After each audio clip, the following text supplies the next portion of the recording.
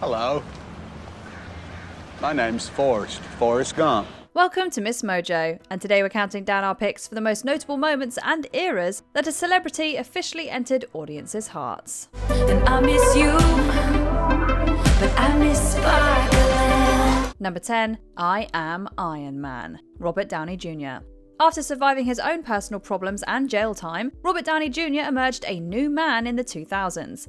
His screen work gradually increased until he hit the role of a lifetime. You've been called the Da Vinci of our time. What do you say to that? Absolutely ridiculous. I don't paint.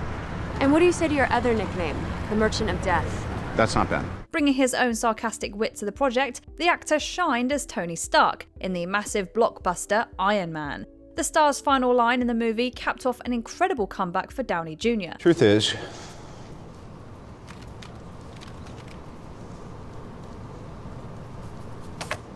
I am Iron Man. From that point on, he was forever known as Stark, with all of his self-assured energy and coolness. He then spent roughly a decade in the part, building on his success from 2008, and eventually revisited the line in extremely dramatic fashion. Untold millions of Marvel fans have embraced him as an iconic figure. Everything's gonna work out exactly the way it's supposed to. I love you 3000. Number 9, Oscars speech, Olivia Colman. Fans who love British television already knew this actress's work before her turn in The Favourite. Nominated for Best Actress, Olivia Colman delivered a fantastic performance as Queen Anne. How was my speech? You were brilliant. Did I lisp? You don't lisp. I know that was what was so troubling about it, though, the thought that I suddenly did. Her win surprised some people, but delighted everyone following her speech.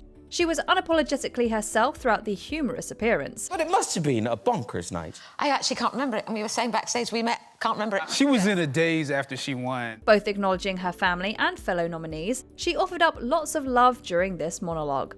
There are also many moments for quick jokes and A-sides that make this wonderfully chaotic. As a result, more people know her, and she's developed a larger fan base for her critically acclaimed career. Oh, it is fun to be queen sometimes. One can only imagine. Number 8, Ellen interview, Dakota Johnson. Nobody could have expected that a typical interview between these two would have created so much buzz. Actress Dakota Johnson joined Ellen DeGeneres on the latter's show, but things derailed after the topic of birthday parties came up. You turned 30. I did. And how was the party? I wasn't invited. Johnson revealed that DeGeneres was invited to her party despite a denial from the TV personality. The 50 Shades star doesn't play around as she lays it all out for the audience. This time you invited me? Yeah. Are you sure? Yeah. How do you know? I don't think so. Ask everybody. Ask Jonathan, your producer. Who said you were? Many people came to love the performer for her brutal honesty, not allowing her counterpart to get away with sweeping the revelation under the rug. No matter how you look at it, Johnson earned some internet credibility for her actions. Well, I didn't even know you liked me. Of course I like you. You knew I liked you. Number 7, defending Britney Spears, Craig Ferguson.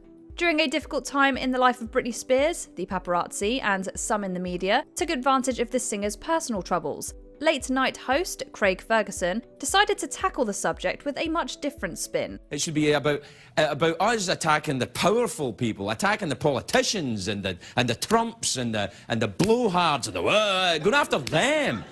We shouldn't be attacking the vulnerable people. Using his own journey to sobriety as a foundation, the presenter chooses to offer up a personalised look at Spears' problem. He even sneaks in some jokes while talking about a serious topic. I'm trying to be honest with you. I'm not an expert on alcoholism or anything else, but I am an expert on my own story. I was there when it happened. Well, I was present. The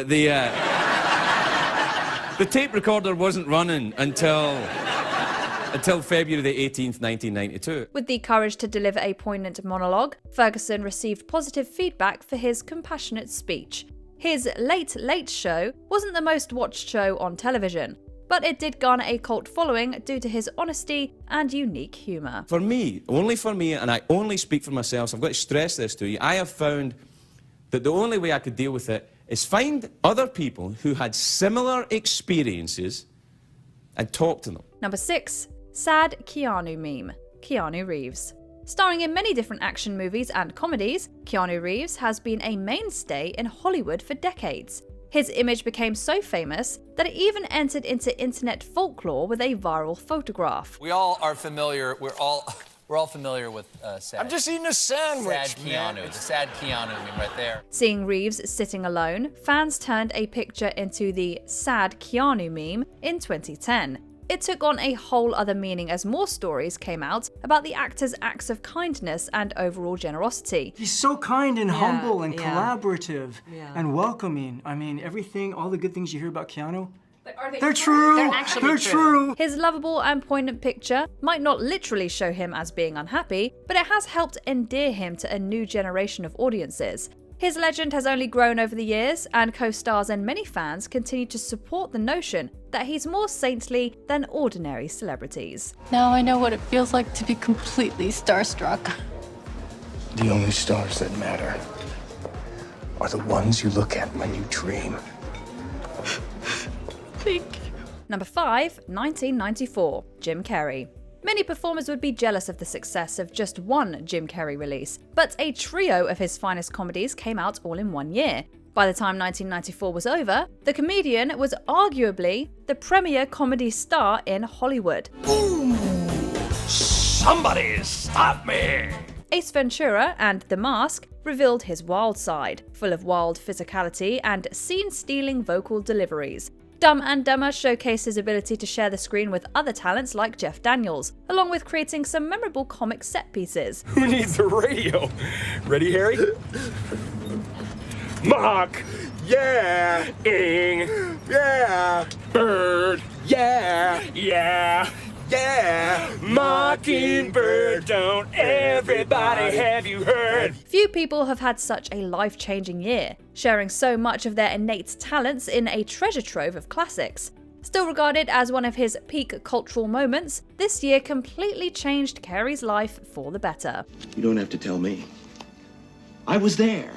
Number 4, winning his second Oscar, Tom Hanks. I could use a little talent around me. And I was pretty sure it was gonna be you, Buffy. Don't call me that. From his time on TV to his hit comedies, Tom Hanks was an incredibly likable star by the end of the 80s, and then his venture into more dramatic acting garnered him an Oscar for Philadelphia, followed by another Best Actor win for Forrest Gump. The latter film arguably solidified his presence as the ultimate American everyman. You have a dream, Forrest? About who you gonna be? Who I'm going to be? Aren't I going to be me? Starring in these beloved movies helped to enshrine Hanks' place on Hollywood's A-list, and he accumulated enough goodwill to spend the next several decades doing all kinds of different projects. Even with all of his performances since then, the star still stands as one of the country's favourite actors because of this success in the early 90s. If it wasn't hard, everyone would do it. The hard is what makes it great. Number 3, charitable causes, Paul Newman. Boy, it's a real great feeling when you're right and you know you're right. Both a massively popular star and an acclaimed actor, Paul Newman had decades of stellar work on the silver screen. He eventually decided to add charity to his already busy schedule, this including launching the Newman's Own brand, which began in the 1980s by selling salad dressing, with profits going to charities like Serious Fun Children's Network. In a way, we're very effective recyclers. We take the money and we give it back. Newman's philanthropy only added to his legend. Before his death, the performer earned an Academy Award for Best Actor and the Jean Hersholt Humanitarian Award for his steadfast work to help those in need. Many people now remember him as much for his philanthropy as his iconic roles. What could be better than to hold your hand out to people who are less fortunate than you are? That's simply the way I look at it. Number 2, VMAs Fiasco, Taylor Swift. Back in 2009, Taylor Swift took the stage to accept an award at the MTV Video Music Awards. She never expected Kanye West to grab the microphone. I'm really happy for you. I'm gonna let you finish. But Beyonce had one of the best videos of all time. Resulting in serious backlash for the rapper, Swift took the moment in stride. Even President Obama weighed in on the topic, but the media narrative basically sided with the Love Story vocalist. She took all of that energy and poured it back into her music. But I got smarter, I got harder in the nick of time. Honey, I rose up from the dead, I do it all the time. Or Already on top of the world, the artist entered the next decade with more success and decided to shake it off. Fans rallied around the singer and continued to make her one of the most beloved musicians of the century. Best believe I'm still bejeweled when I walk in the room. I can still make the whole place shimmer. Before we continue, be sure to subscribe to our channel and ring the bell to get notified about our latest videos. You have the option to be notified for occasional videos or all of them. If you're on your phone, make sure you go into your settings and switch on notifications. Number 1. Late Night Mess. Conan O'Brien. Ladies and gentlemen, we have exactly 1 hour to steal every single item in this studio. The host of the NBC's Late Night, Conan O'Brien eventually took over the network's flagship, The Tonight Show, in 2009.